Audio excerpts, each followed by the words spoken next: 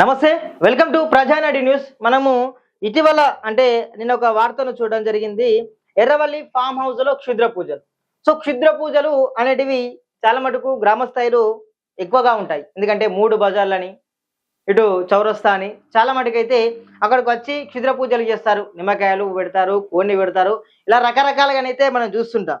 So కానీ Erravalli farm house లో మాజీ సీఎం కేసీఆర్ యొక్క ఫామ్ హౌస్ ప్రాంతంలో అయితే క్షుద్ర పూజలను కూడా మనం చూస్తున్నాం.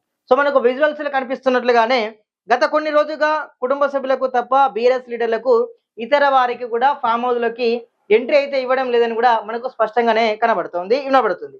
సో అర్ధరాత్రి కూడా వింత శబ్దాలతో ఆ యొక్క పూజలు పురస్కారాలు చేస్తూ కూడా ఆ యొక్క సౌండ్స్ అనేది వినబడ్డగానే అక్కడ ఉన్నటువంటి ప్రజలైతే అంటున్నారు. అదేవిధంగా ఆ యొక్క సౌండ్స్ తో ఇబ్బందులు పడుతున్నామని కూడా ప్రజలే చెప్తున్న పరిస్థితి.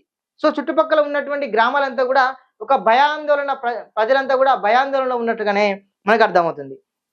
అధికారం కోసం ముఖ్యమంత్రి రేవంత్ రెడ్డిపై కేసీఆర్ చేతబడి బాణమతి చేసినట్లు కూడా అనుమానాలు అయితే వ్యక్తమవుతున్నాయని కూడా మనకి ఇక్కడ ఒక ట్యాగ్ లైన్ అయితే రావడం జరిగింది. సో ఇదంతా విచిత్రంగానే భావించవచ్చు. ఎందుకంటే ఈ చేతబడి గీతబడి ఇదంతా నమ్మాలో నమ్మకూడదు తెలియదు, కానీ రేవంత్ రెడ్డిపై కేసీఆర్ చేతబడి బాణమతి చేస్తున్నట్లు అనుమానం అయితే ఇది దేనికి దారితీస్తుందో చూడాల్సిన ఆవశ్యకత ఉంది. సాయంత్రం 6 తర్వాత ఫామ్ హౌస్ పరిసరాల పొలాల వైపు వెళ్ళడానికి భయపడుతున్నారు రైతులు, గ్రామస్తులు.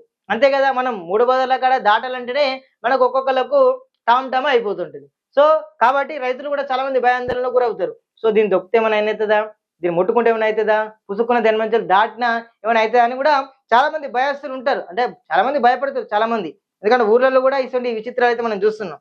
సో ఎవరికి చెప్పుకోవాలో తెలియక తీవ్ర భయాందోళనలకు ఆ యొక్క పరిసరాలకు సంబంధించి ప్రజలైతే భయాందోళనకు గురవుతున్నారు.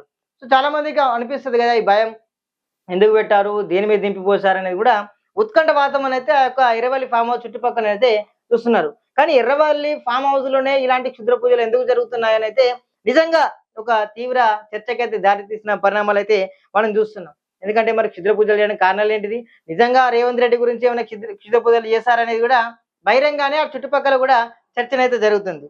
సో ఏది ఏమైనా కూడా ఈ క్షుద్ర పూజలు నమ్మలో తెలియదు, కానీ ఇలాంటి చేయడం వల్ల కూడా ప్రజలైతే నిజంగా భయభ్రాంతులకు గురవుతున్నారు.